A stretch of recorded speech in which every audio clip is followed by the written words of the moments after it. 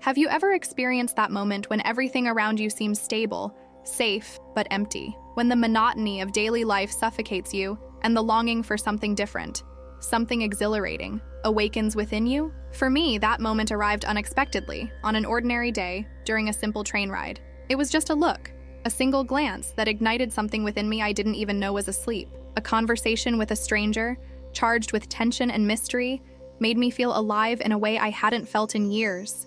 It wasn't just attraction, it was like an electrifying jolt coursing through every part of my body, making me crave more, so much more. With each meeting, each exchanged word, the line between right and wrong began to blur. What happened next? Well, I'll tell you, but brace yourself. This isn't just any story. This is a tale of desire, dangerous choices, and secrets that should never be revealed. Are you ready to step into this universe?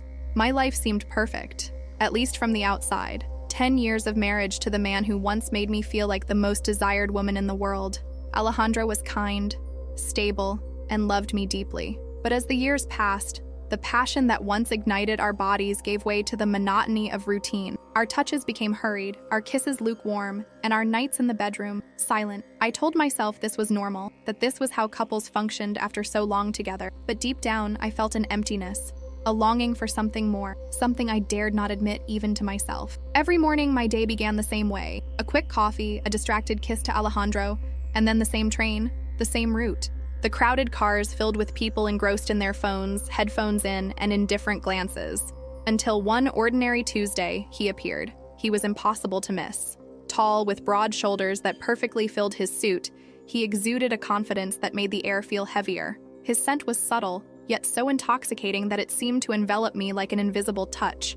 I felt something I hadn't felt in years, a pulse in my body, an excitement that made me look away like a shy girl. The next morning he was there again, and so it went for days. We didn't speak, but our eyes met, and I felt the heat rise across my skin every time he looked at me. There was something in the way he smiled, something dangerous yet irresistible. It wasn't just curiosity, it was a forbidden desire. Something I knew I should ignore but couldn't help but pursue. He seemed to read my body as if he knew every inch of it, and without exchanging a word, he had already awakened a hunger I thought was long gone. I wondered, why him? Why now? Perhaps it was the way he seemed to effortlessly dominate the atmosphere, or maybe it was the fact that beside him, I felt alive again. I didn't know. All I knew was that in that moment, the train was no longer just a means to get to work. It had become the stage for a tension that grew with each passing day. A tension that secretly, I wanted to explode. That Friday, the train was more crowded than usual. I saw him in the distance, already seated in his usual spot, with that relaxed, confident demeanor. When our eyes met, he smiled. But this time there was something different in that smile. Something that sent a shiver from the nape of my neck down to the depths of my soul. Then he made a gesture. He discreetly pointed to the empty seat beside him. My heart raced. Was it wise to ignore it? Maybe. But in that moment, reason felt like a distant shadow, and my feet moved on their own. I sat beside him, feeling the warmth of his presence wash over me like a wave. He leaned in slightly, just enough for his deep, engaging voice to reach me. I've seen you before, always at the same time, same car. There was a playful tone in his words, but also an intensity that made me blush. Yes, I replied, trying to keep my composure. It's my daily commute. We started with small talk, trivial things, about the weather, the train's movement. But somewhere along the line, something changed. The way he looked at me, how his eyes traced my face, my hands, as if he were sketching an invisible map. I felt my body react, as though I were being touched without being touched. And then, without even realizing it, I found myself telling him things I had never shared with anyone, about my boring routine, about how passion seemed to have fled my life, leaving only the echo of something once so vibrant. He listened intently, his eyes locked onto mine, as if each word were a precious secret. And when he spoke, his voice held a magnetism that pulled me closer. Sometimes, all we need is something to remind us of who we really are, of what we truly desire. His words hung in the air, and the silence between us seemed to pulse with something deeper, more instinctual. That night, lying next to Alejandro, I couldn't stop thinking about how that stranger made me feel. His presence still burned on my skin like an invisible mark, and for the first time in years, I didn't know if I wanted to flee from this or surrender completely. The next morning, I woke up with a mix of anxiety and excitement. The face of that unknown man was still etched in my mind, and every detail of our conversation echoed in the most intimate corners of my thoughts. As I dressed for another day at work, I chose an outfit that wasn't exactly the most practical for the train ride, a fitted dress. discreet but with a slit that revealed just enough to tease.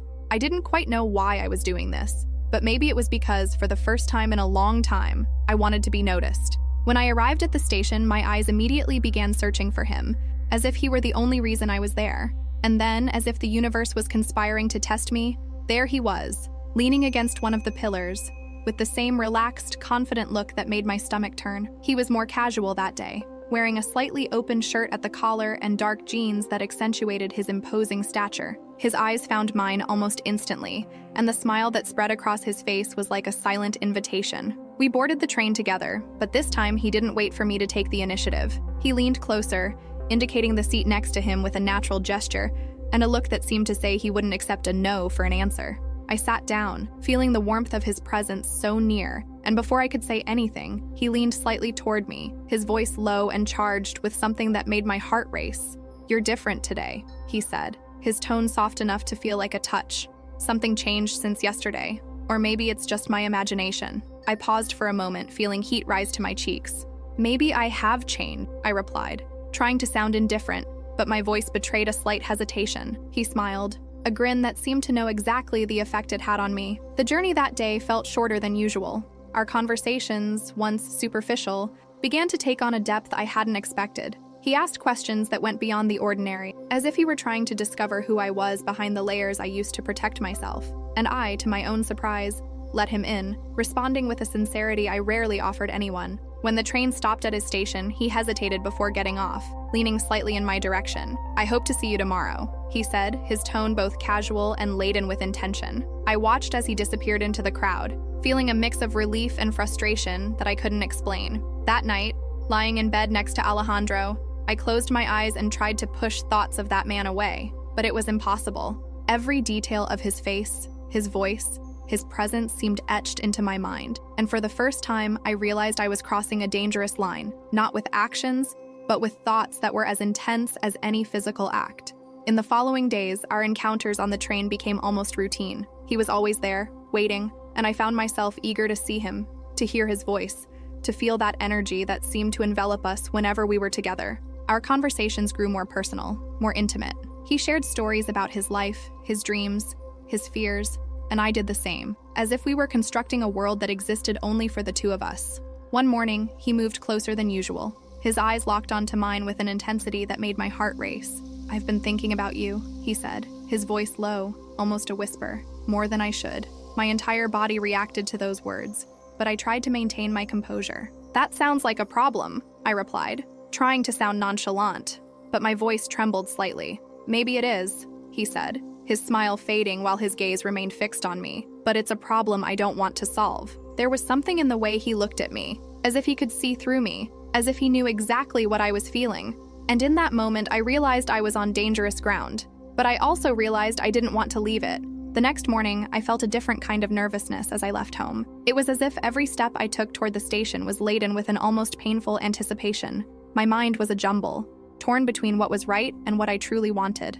Alejandro was still the man I loved, but something inside me had awakened in a way I couldn't ignore. That feeling of being seen, desired, understood, something I hadn't felt in so long, seemed to consume me more with each encounter on the train. When I arrived at the platform, he was already there. His eyes found mine the moment I stepped onto the station, and the smile he gave me seemed tailor-made for me. He didn't say anything as he waited for me to cross the space between us, but when I got close enough to hear his voice, he spoke softly, almost like a secret. "I thought maybe you wouldn't come today and miss our conversation," I replied, trying to sound casual, but knowing he could sense my hesitation. "I'd be lying if I said I didn't think about staying away." "I thought about it too," he admitted, stepping a little closer. "But then I realized I didn't want to spend the day without seeing you." Something about that direct confession completely disarmed me. Before I could respond, the train arrived and we boarded together, as always. But this time, something felt different. The silence between us was charged with unspoken meanings, as if we were both aware of the growing tension, but neither of us had the courage to acknowledge what was really happening. We sat side by side, and the closeness between us felt even more intense than in previous days. For most of the ride, we remained silent, our shoulders almost touching, our gazes occasionally meeting. I could feel the energy in the air, the electricity that seemed to surround us, and I knew he felt it too. "Can I ask you a question?" He broke the silence, turning to me. His voice was low, but filled with an intensity that made my heart race. "Sure," I replied, trying to keep calm. Do you think you've ever been through something like this before? This connection? He asked, and his gaze was so penetrating it felt impossible to lie. I thought for a moment before answering. No, I admitted, my voice barely a whisper. This is different. He nodded as if he already knew the answer. I feel that too. And honestly, it scares me as much as it attracts me. His confession was like a spark, igniting something within me that I had been trying to ignore. Before I could respond, he reached out, his fingers brushing against mine. It was such a small gesture, so subtle, but the sensation was overwhelming. My skin felt like it was on fire where he touched me, and in that moment, all doubts and rationalizations vanished. There was only him and me, and that train that seemed to be moving too slowly. I don't want to put you in a difficult position, he said, but his hand stayed where it was, lightly touching mine. But I can't help it. There's something about you that makes me want to break all the rules.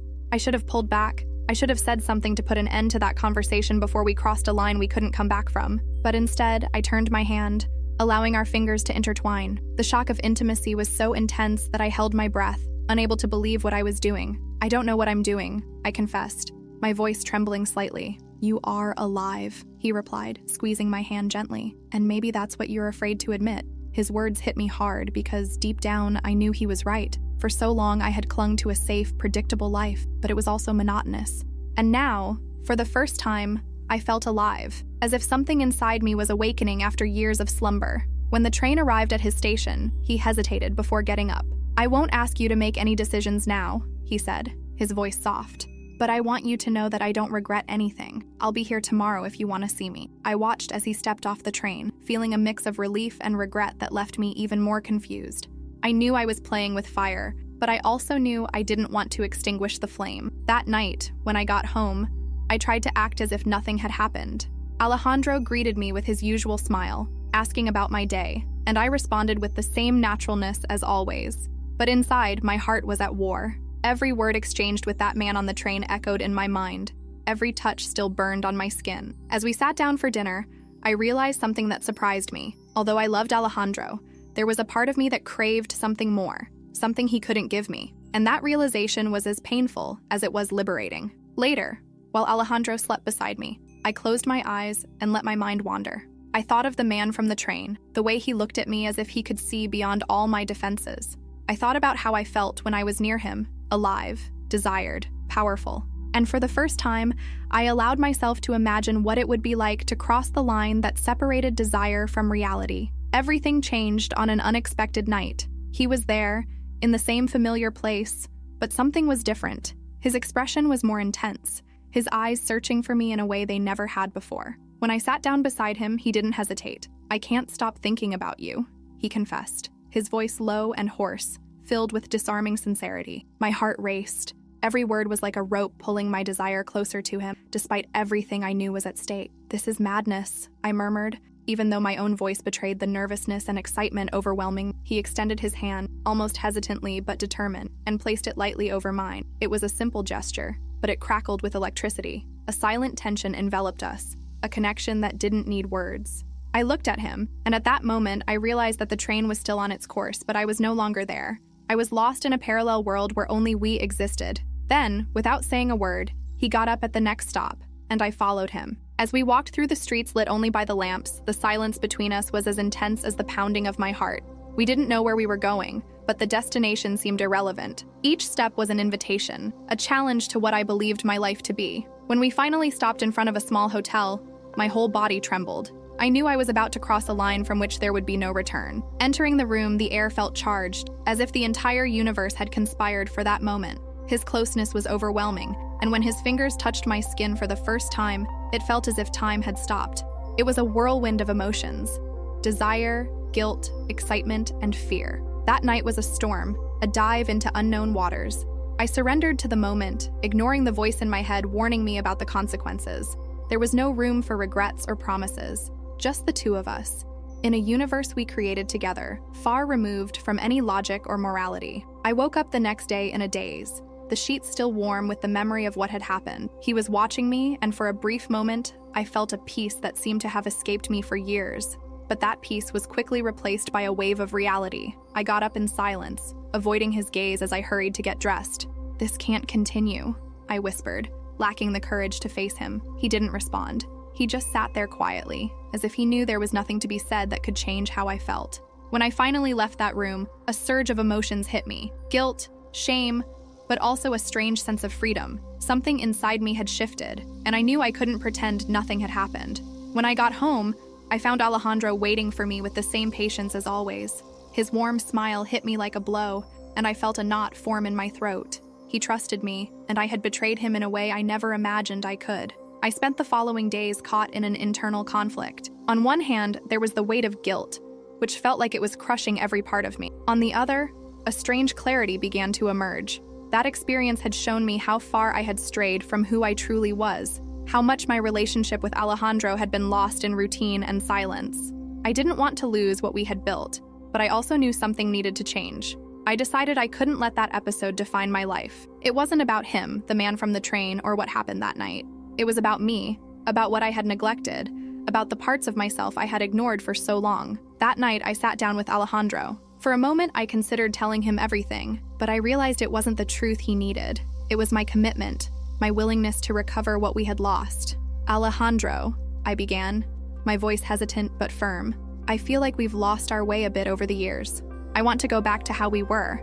I want us to reconnect, to rediscover what brought us together. He looked at me with a mixture of surprise and relief. I feel that way too, he replied, taking my hand.